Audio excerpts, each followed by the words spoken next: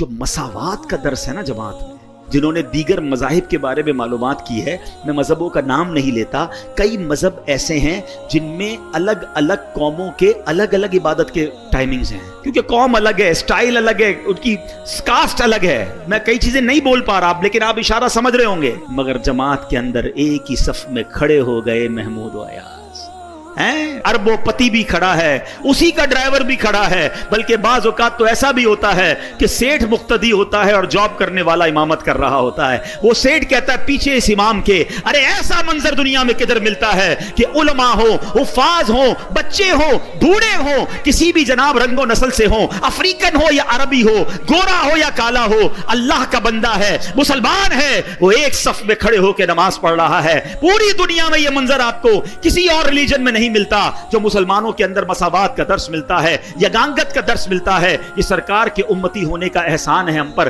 جب یہ منظر میرے رب کی رحمت ملاحظہ کرتی ہوگی، کیسی رحمتیں برستی ہوں گی۔ اور نماز قضا ہونے کا تو تصور بھی نہیں ہونا چاہیے، یعنی یہ تو ہماری ڈکشنری میں نہیں ہونا چاہیے کہ نماز بھی قضا ہو سکتی ہے، یہ پاسبل ہی نہیں ہے۔ آپ اگر چاہیں گے نا نماز پڑھنا، راستے خود نکلیں گے۔ آپ ٹرین میں بھی پڑھ لو گے، آپ جہاز میں بھی پڑھ لو گے، آپ بس اگر چاہتے ہیں۔ کھانا بھی تو کھا ہی لیتے ہیں نا لوگ، کہتے ہیں یار 4 نمازیں تو پڑھ لیتے ہیں، فجر نہیں ہو پاتی۔ کیوں بھائی؟ کہتے ہیں آنکھ نہیں کھلتی۔